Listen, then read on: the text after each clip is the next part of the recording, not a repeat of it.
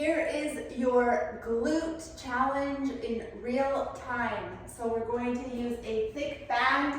You might be able to use a thicker band than the purple one, a BOSU or a step, and something that can elevate you. You can also use the BOSU or your ball to elevate you. You do not have to use the bench. So some of you might want to be hardcore and put a barbell or some weight on your upper thighs or hips. Others might choose to use their hip circle. You pick your pain. So you can do higher reps with lighter weight, or you can really challenge yourself with some heavy duty weight today. It is your choice. Please write down in your notes what you chose to do so I can plan for future. So I'm going to have you make sure when you're doing the hip thrust that your feet are so together close, but there's the knee push. But when you look down at your knees or your quads, you cannot see your shins as you come down. So there should be a nice straight pattern going down. I don't want you to be able to see your lower limb when you come down. Remember, the weight's through your head and you're gazing down at your knees the entire time. You're going to come down, pause, come up, squeeze. Try not to arch your back when you come up. So with this band, 10 good ones, especially with the workout that we're going to be doing, will be good. Okay, so keep that in mind. Maybe watch the video first, might help you make decisions.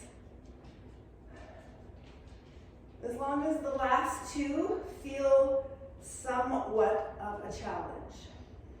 Rep range between 8 and maybe 15, say. All of you will be at a different range depending on what tools you are to make this harder. Make sure you're doing it at my pace. If you're doing it quicker, you need to slow the F down. 3, don't arch your lower back, right?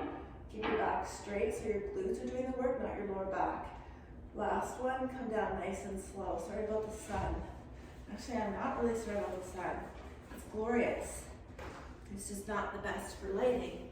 Okay, so now we're going to grab our band without a rest. You're going to put, you can also use your cable machine. You're going to place the band. Now I have it propped a little bit higher than my knee, but lower than my, higher than my knee, lower than my hip. Okay, just for less knee activation. Okay, so you might want to adjust where you have that pin or the band. And we're just going to do 5. You're going to definitely feel this in the stabilizing leg. 4, 3, and really straighten, right? Straighten and kick. 2, almost a pause at the top there.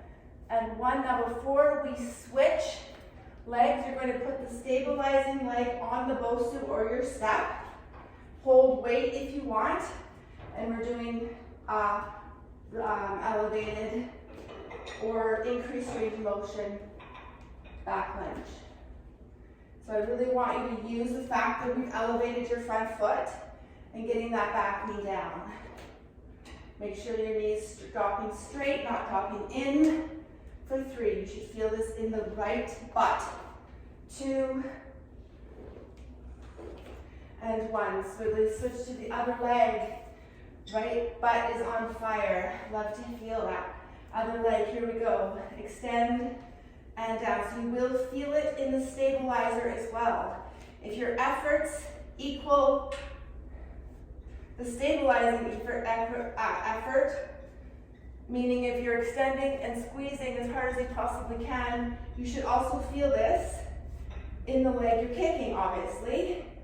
But this has no choice, especially if you're bending it in that lunge position, which I am. Okay, switch. This is a stronger knee. Grab the weight if you want to, back straight. Use the elevation. 5, 4, 3, 2, and 1. 1 round of that today. Good job.